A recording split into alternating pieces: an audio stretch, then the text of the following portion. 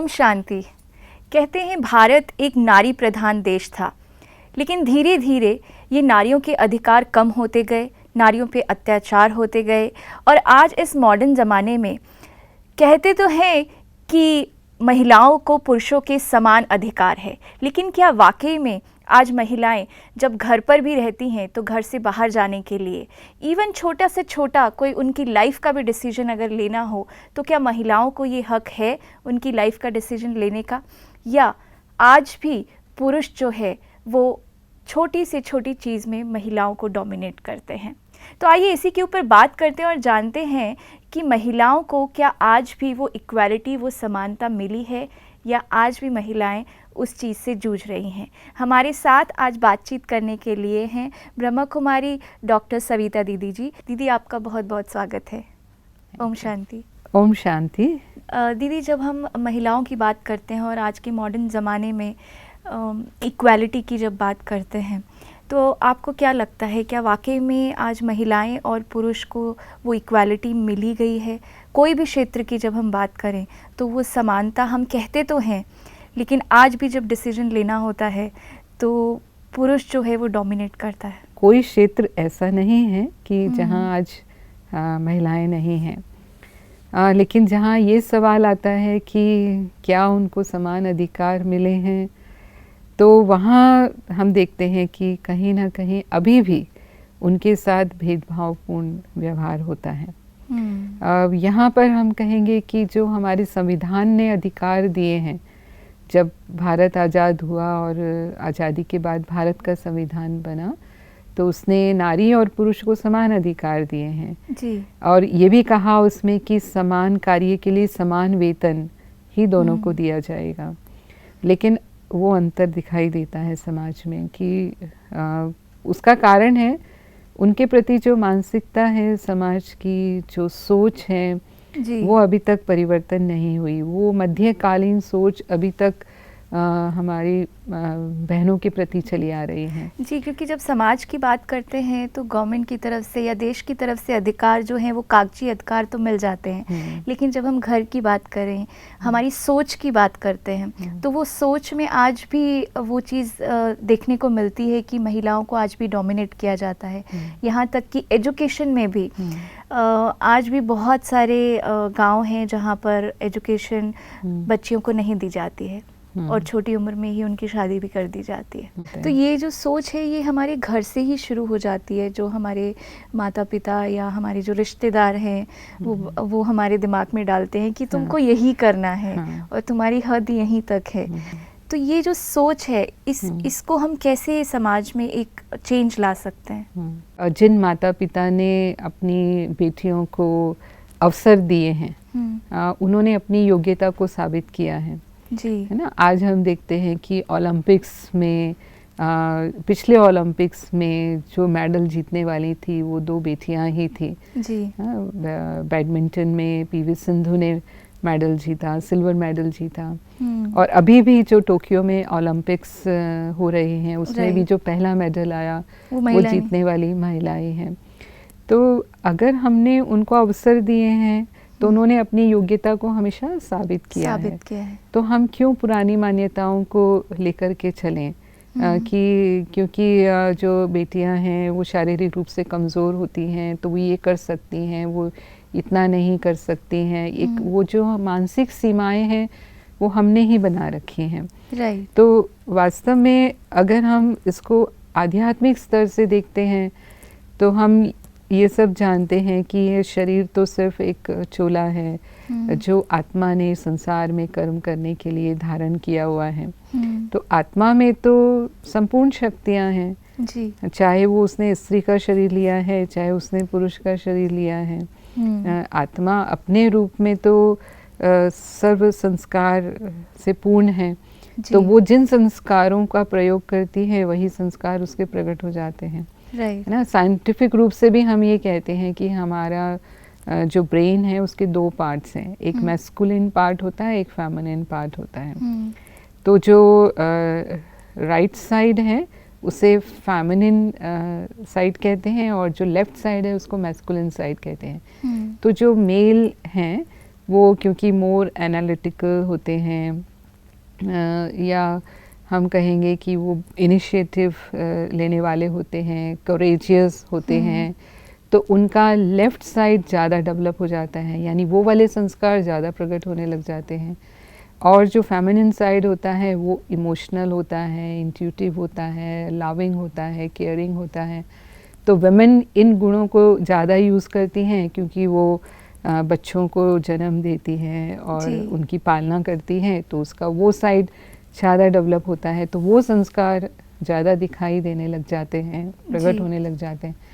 लेकिन अगर वो भी सभी क्षेत्रों में काम करने लगती हैं, अगर वो पॉलिटिक्स में काम कर रही है, अगर वो एडमिनिस्ट्रेशन में काम कर रही हैं, या एजुकेशन में काम कर रही है, जितने भी डिफरेंट फील्ड्स हैं आज हम देखते हैं, अगर महिलाएं सब में काम कर रही हैं, तो निश्चित रूप से उनके भी वो संस्कार जो हैं वो प्रकट होते हैं।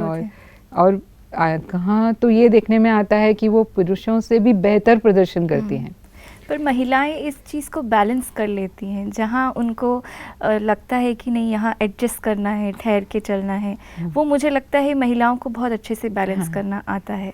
जहाँ पुरुष है वो अपना होल्ड रखना चाहता है, if he is loving inside he will not show that he is loving, but महिलाएं उतनी ही अंदर से अगर सेंसिटिव है तो उस चीज़ को वो बैलेंस उसका रीज़न यही है ना, क्योंकि वो दोनों क्षेत्रों में बराबर कार्य कर रही हैं। राइट। अगर वो बाहर जा कर के जॉब कर रही हैं तो वो जॉब को भी पूरी तरह से जिम्मेवारी से संभाल रही हैं, और फिर जब वो घर में आती हैं तो वो बच्चों को भी उतना जिम्मेवारी से ध्यान देती है, अपने परिवार पर भी वो पूरा ध्यान देती है। तो उसके ब्रेन के दोनों पोर्शन बैलेंस हो रहे हैं, है ना। लेकिन पुरुष नहीं कर पाते हैं ये, क्योंकि वो सूक्ष्म अहम तो होता है कि क्योंकि हमारा समाज पुरुष प्रधान समाज है, तो फिर वो ये सोचते हैं कि बाहर की जो एक्टिविटीज़ हैं वो संभालना मेरी जिम्मेवारी है, घर के काम की जिम्मेवारी तो मेरी है नहीं। तो निश्चित रूप से वो फिर अपने आप को उससे विड्रॉ रखते हैं,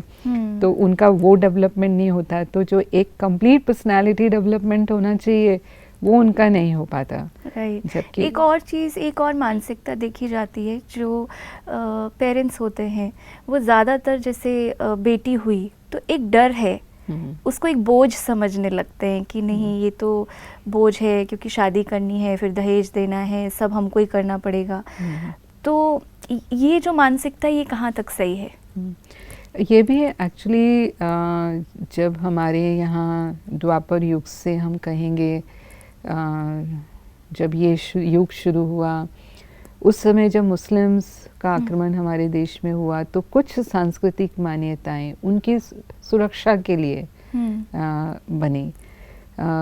बाहर के आक्रमण हुए और जो वो शासक थे वो बहुत क्रूर थे, और ख़ासकर महिलाओं के ऊपर वो बहुत अत्याचार करते थे। तो जैसे उनको घर की चार दीवारी में कैद कर दिया गया और शिक्षा से वंचित रखा गया। हमारा प्राचीन भारत इससे बिल्कुल भिन्न था। हमारे यहाँ तो कहा गया यत्र नार्यस्तु पूजयन्ते रमन्ते तत्र देवता, जहाँ नारियों की पूजा होती है वहाँ देवता निवास करते हैं। और इसीलिए हमारे यहाँ जो देवी देवताएं हैं उनके नाम में तो हमेशा हम पहले देवी का नाम लेते हैं, फिर देवता का नाम लेते हैं। हम कहेंगे श्री लक्ष्मी, श्री नारायण, श्री सीताराम, श्री राधे कृष्ण। तो वो उतना उच्च स्थान था उनका। लेकिन इसके कारण जो परिवर्तन आया महिलाओं के प्रति सोच में कि उन्हें घर की चार दीवारी में ही रख दिया गया, और वो फिर किसी भी प्रकार से स्वतंत्र नहीं रही। और फिर दूसरी बात ये है कि हमारे यहाँ जो दहेज प्रथा प्रारंभ हो गई, वास्तव में तो बेटी की शादी पर एक खुशी के रूप में माँ बाप उसे उपहार देते थे कि खुशी का अवसर है तो अपनी बेटी को उससे संबंध में कुछ उपहार देना है। लेकिन धीरे धीरे जब लालच बढ़ा, लालच बढ़ा समाज में, तो फिर इसने दहेज का रूप ले लिया। वो भी और उसकी भी मांग, क्योंकि लड़की को बोझ समझा गया। तो अगर हम शादी कर रहे हैं तो जो भी अब पुरुष जो शादी कर रहा है उसको एहसान जैसा कि हम शादी कर रहे हैं, तो वो इसलिए भी तो वो लड़की बोझ क्यों लगने लगी, बोझ क्यों लगने लगी? इसलिए क्योंकि उसकी शादी पर एक निश्चित धन की मांग हो रही है। अब उतना धन अगर माँ बाप के पास नहीं है तो फिर उनको नेचुरली बेटी बोझ लगेगी। और एक हमारे यहाँ ये भी मान्यता हो गई कि बेटा वंश चलाता है, तो एक बेटा तो ज़रूर चाहिए। अगर बेटे का जन्म नहीं होगा तो वंश नहीं चलेगा। तो इसलिए बेटी का जन्म जो है वो खुशी देने वाला नहीं लगता था माँ बाप को। और तीसरी बात ये है कि जब समाज में विकार प्रधान होने लगा तो फिर सुरक्षा का प्रश्न भी आने लगा कि बेटियों की सुरक्षा करनी है माता पिता को।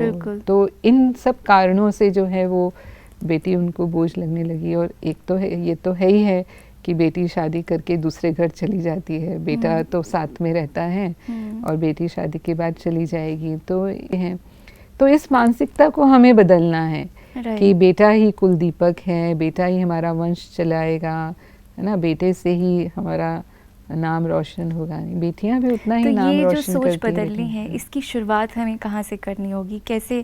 क्योंकि कुछ प्रैक्टिकल एस्पेक्ट्स भी हैं जो लोगों के जहन में अभी भी घुसे हुए हैं, एक बिलीफ सिस्टम बन गया है जैसे। वो तो हर एक को वो जिम्मेवारी लेनी होगी। हम कहते हैं ना, अगर एक बदलता है तो उससे अनेकों को प्रेरणा मिलती है। जी जी, है ना। तो अगर हम ये कार्य करके दिखाते हैं समाज में कि मानो जैसे हम देखते हैं कई परिवार हैं, उनके एक ही बेटी है या सिर्फ 2 ही बेटियां हैं, लेकिन फिर भी वो ऐसा कभी महसूस नहीं करते कि हमारा कोई बेटा नहीं है।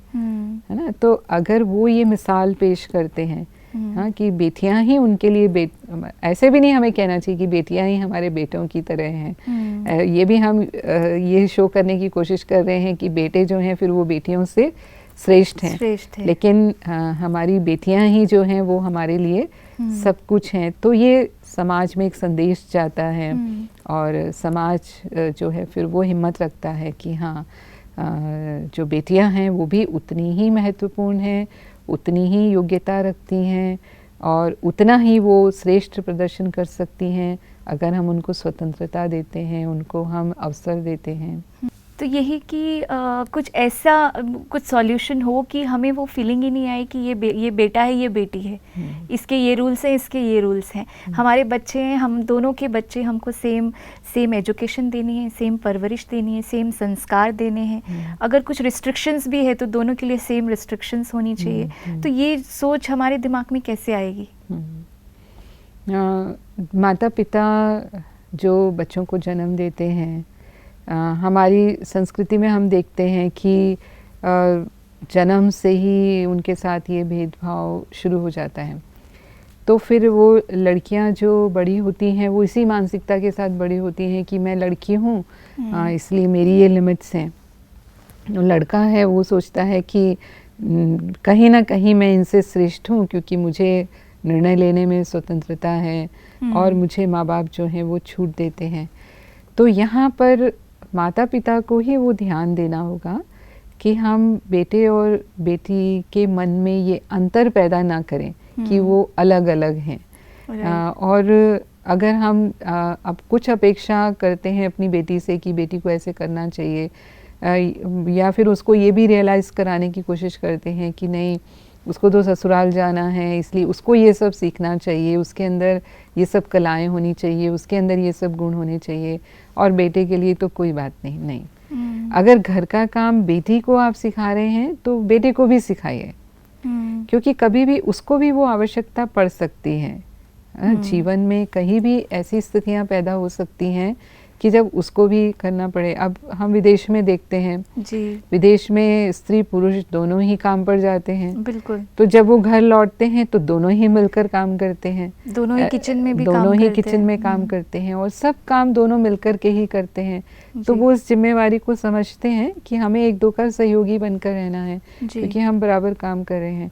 तो भारत में भी हमें इस बात को महत्व देना है कि ऐसे नहीं कि स्त्री का जो कार्य क्षेत्र है वो बिल्कुल अलग है और जो बेटा है उसका कार्य क्षेत्र जो है वो बिल्कुल अलग है। वो एक ग्लास भी उठा करके नहीं रखेगा और जो बेटी है वो सबके लिए सब काम करेगी, है ना। तो माँ बाप जब परवरिश दे रहे हैं तो उन्हें इन बातों का ध्यान देना है कि हमें ये अंतर नहीं सिखाना है उनको। और अगर आप बेटी को कहते हैं कि बेटी 8 बजे तक घर आ जानी चाहिए, तो अगर कुछ गलत घटनाएं होती हैं तो वो बेटों के कारण हो रही हैं, तो फिर हम बेटों को भी उतना ही रिस्ट्रिक्ट करें। अगर वो घर से बाहर 8 बजे के बाद नहीं रहेगा तो वो कोई ऐसे गलत काम करेगा नहीं, माना ड्रिंक नहीं करेगा या दोस्तों के साथ जो भी ड्रग्स लेना या जैसे छेड़छाड़ की घटनाएं होती हैं या जो भी इस तरह के होते हैं हम देखते हैं, तो जब वो नहीं रहेगा तो वो घटनाएं अपने आप नहीं होंगी। तो दोनों के लिए जो रिस्ट्रिक्शंस हों वो भी समान हों। आध्यात्मिकता हमें सिखाती है कि हम केवल शरीर नहीं हैं लेकिन आत्मा ही शरीर के द्वारा कार्य कर रही है। तो बेटा बेटी जो भी हैं वो आत्मा है उस शरीर के अंदर, तो दोनों ही आत्माओं के प्रति हमारी समान रिस्पॉन्सिबिलिटी है जी। अब आत्मा इस जन्म में अगर पुरुष तन में है तो 1-2 जन्म के बाद वो स्त्री तन में भी होगी, और जो अभी स्त्री तन में है 1-2 जन्म के बाद वो पुरुष तन में भी होगी। दोनों के अंदर ही जैसे दोनों संस्कार हैं, जैसे हमने पहले भी बात की जी। तो जब हम उस दृष्टि से उनको देखेंगे, हमारी जो सोच है वो भीतर से परिवर्तन होना चाहिए जी। यानी हमारी जो वृत्ति है वो अगर इस तरह से परिवर्तन होती है तो एक आत्मिक समानता का भाव जिसे हम कहेंगे और वो सम्मान का भाव उन आत्माओं के प्रति होगा, और हमें ये नज़र नहीं आएगा कि ये मेरी बेटी है और ये बेटा है, लेकिन ये दोनों ही आत्माएं हैं और इन आत्माओं को आई थिंक एक बहुत बड़ा सॉल्यूशन है अगर हर एक इंसान इस चीज़ को रियलाइज़ कर ले कि जो भी हमारे घर में आत्मा आ रही है उसकी हमें अच्छी परवरिश करनी है। बेटा हो बेटी हो इससे फ़र्क नहीं पड़ता है, उन्हें बस हमें सशक्त बनाना है।